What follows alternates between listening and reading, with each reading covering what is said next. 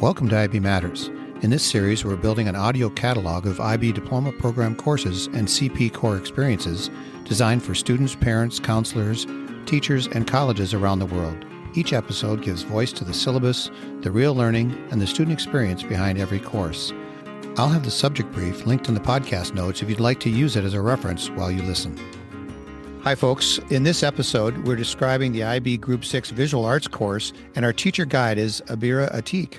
Abeera, why don't you go ahead and start by introducing yourself, kind of tell us a little bit about you and what your current role is. What courses do you teach? So I'm basically an artist by profession, and I combine that into teaching. So I've been with the IB Visual Arts since 2010.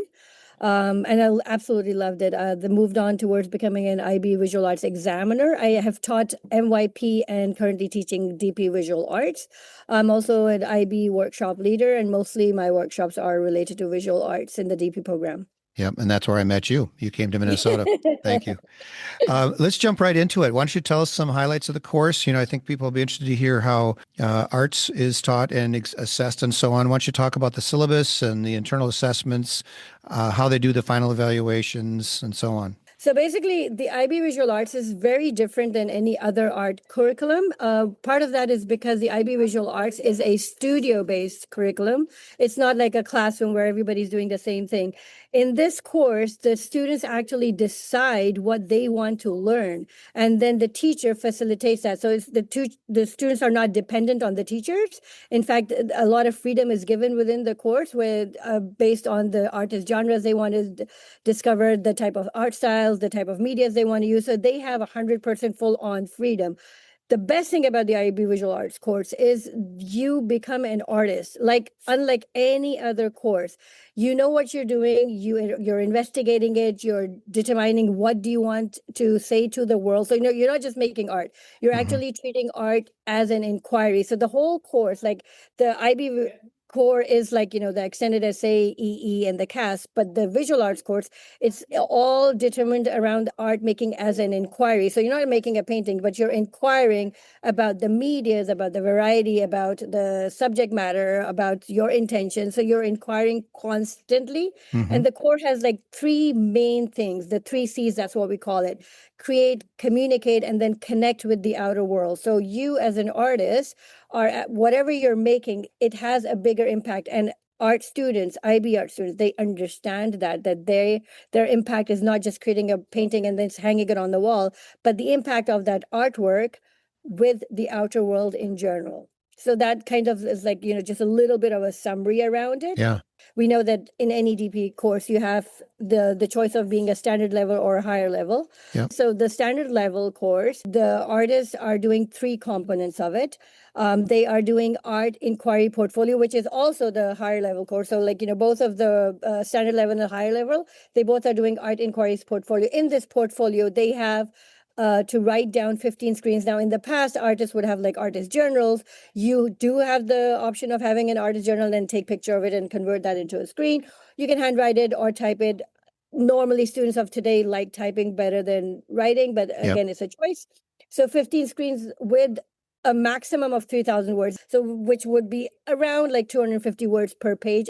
So art making inquiries portfolio is you are investigating different art forms, art genres, artist movements, and you're making different inquiries about the medias and all that. So that's number one. Number two, there is a thing which is in IB terms known as resolved artwork. In simpler words, simple finished artworks. But in IB terminology, it's known as resolved artworks, like when a student feels that he's completely done with an artwork, right? Thanks for clarifying that, because I saw the word resolved when I was looking at the subject brief, and I go, okay, that's good to know what resolved means. You think you're done, right? Okay. So, and the thing is that because IB is constantly telling and encouraging the students to communicate and connect. So what happens, you make an artwork and then you decide you have a conversation, a dialogue with the community members, your teachers, your school, and then you come up with I could do this better, or I could make that change, and I can develop this in a different manner, whatever. So that is why there's a lot of going back and forth. There's a lot of reflection and a lot of dialogue. So that is why they call it resolved art. When you fully think that, okay, now you're done. This is the artwork which is finished. So the standard level students, they would produce 5 finished artworks or resolved artworks. Hmm. And then the higher level students, what they're going to do, they're going to make a body of coherent artworks. Then they will select the best 5 out of those. So they will Okay. be submitting 5, but they will be choosing from a minimum of 8 Okay. and 5. And not only that, they would also be required to write down a rationale for why they chose those 5 artworks Sure. and why do they think that they should be in the exhibition, the final exhibition. So the rationale is also marked. So that is for the higher level students. The Fascinating. other thing is, which is like fabulously interesting, is the artist project for higher level students. The artist project is it's an amazing, like, I'm an artist by profession. So whenever I have to go into a gallery, I need to give them a proposal and then show them the type of works I want to do. So IB is making them prepared for the real world situation. Well, how are you going to talk to the galleries? How are you going to go to the museums? How would you have your artwork displayed in this park or a juried artwork? How is it going to look like? So the students, they are going to submit a proposal and they have a total of 12 screens of that artist project. The first 3 screens should be about what is your proposal about. Then you're going to situate your artwork. Situate is a term which means like how would you display your artwork in your current community, in your current surrounding, Sure. because art is so different. Like I just want to give one example here. Like, for example, let's say the color white is used for bridal dresses in this part of the world, but if you go to India, white is a color which is only worn by a woman who's lost her husband, who's a widow. So the perception of the color white in this part of the world and that part of the world will be totally different, right? Yeah. So situating an artwork means like how would people perceive that artwork in the States and how would the same artwork displayed elsewhere have a different reaction from the audience. So as an artist, the students are constantly analyzing how are they connecting to the outer world through their art. And then after that dialogue, they write down a reflection. And this is what I love about IB. They create this critical thinking that what you might have thought like is a happy moment might not be perceived by the audience as a happy moment when they're viewing your artwork. So what the artist is trying to say and what the audience is perceiving can be two separate things. And this is a very fine line when we go to even exhibitions. So these students who come from the IB world, I've been teaching for IB for like 20 years and I have a passion for it. They always come back and tell me, Miss Abeera, university was a piece of cake. We could easily talk about our artwork. We could easily dialogue with the artists and the art world in general. So, what's your favorite thing about teaching the course? I can totally hear in your voice the enthusiasm that you have for it. What's your favorite thing about teaching it? What I love about this course is every artist is individual. Art classes for the IB Visual Arts is not a class, it's a studio. So it's really open for the students. They can come in anytime. Obviously, there is a fixed schedule, but they can come in Yeah. anytime after school hours. I always have like art nights where we paint the whole night through, and it's so much fun. It brings the individuality of every single child Hmm. separately.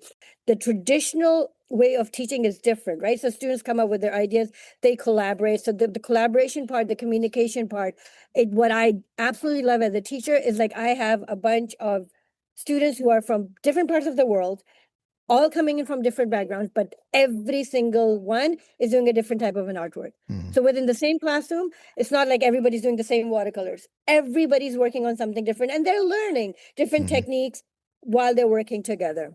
Yeah, this is, I knew it would be a unique course because you can't sit down and take a written exam, for That visual arts. That is actually one of the highlights of it, that you do not have to sit down on a written exam. And one of the things which the students need to know is that they finish their IB art curriculum by, like, the curriculum is done in February, but in April they have their exhibition and then they're done with it.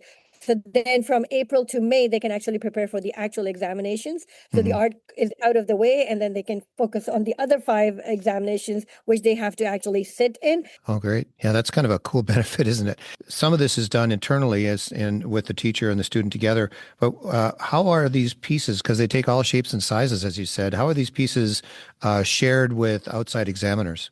Oh, so everything is digital. You're submitting your digital pictures of your artwork onto IBIS.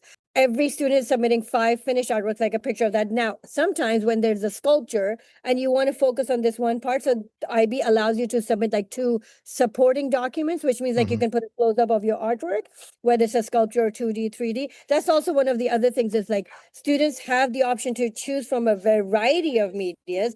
Not everything has to be 2D, not everything has to be 3D. It could be 2D, 3D, photography, cinematography, oil painting, watercolor, charcoal, like you name it, they can do it. Okay. So they have that individualism, but everything is submitted through pictures. Even like the artist journal, which are the students they write, they are converted into screens. So whether it's handwritten or typed, they're converted into screens, and each screen would have a good chunk of visual images of the process or whatever the student wants to show, Yeah. along with the written context of what they're trying to show. Okay. Yeah. So in other words, if it's a sculpture and you'd like to do a walk around of it, you could conceivably send a video of Yes. a walk around so you get all the dimensions, or you can go up close and look at texture, that kind of thing.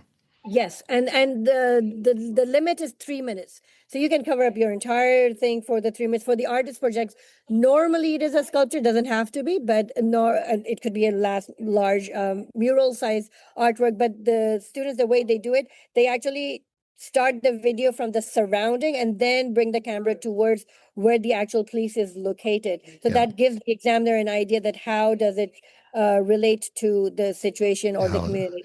How is it placed? This is wonderful. I'm sure people will be excited to learn more about the course and to take it. Why don't you give us a few final thoughts, just your final impressions, holistically, talk for a little bit about the course, and then we'll wrap it up. IB is actually looking for the students to show evidence of 7 things. And this is what, if students understand that, it would be easier. So I'll mention those 7 things. Number 1 is curation.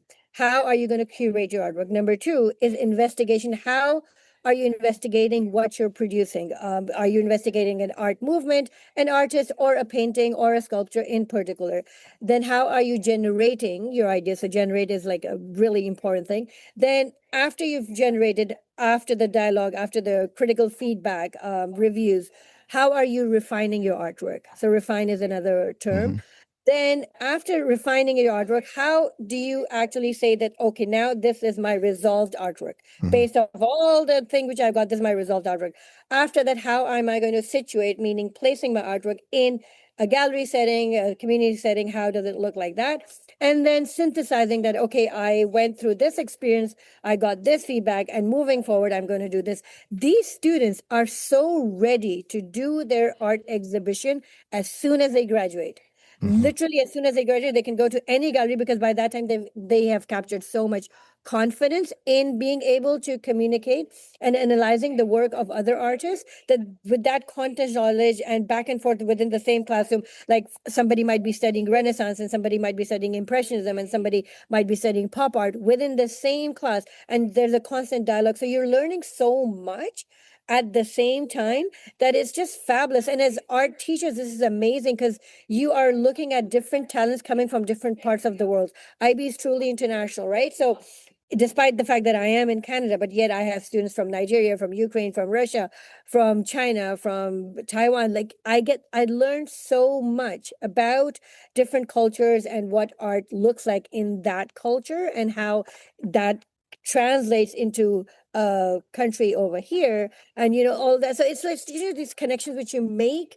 It's fabulous. It is really amazing. I would strongly encourage students who want to take visual arts. They don't have to be professional artists, but art is something which they can use. Even if they're going to be doctors, they will Mm-hmm. still need to draw the diagrams, right? They will still need to study the human anatomy, draw the human anatomy. So it comes in handy. It is integrated with all other curriculums, whether it's math, science, physics. There is some part which is related to art, and it benefits them in every way in the university. And a lot of testimonies from my students, they say, Mr. Abeera, university is a piece of cake. I can easily make those connections. So Mm-hmm. I strongly recommend that even if you don't want to be a professional artist, try it out. Yeah, great.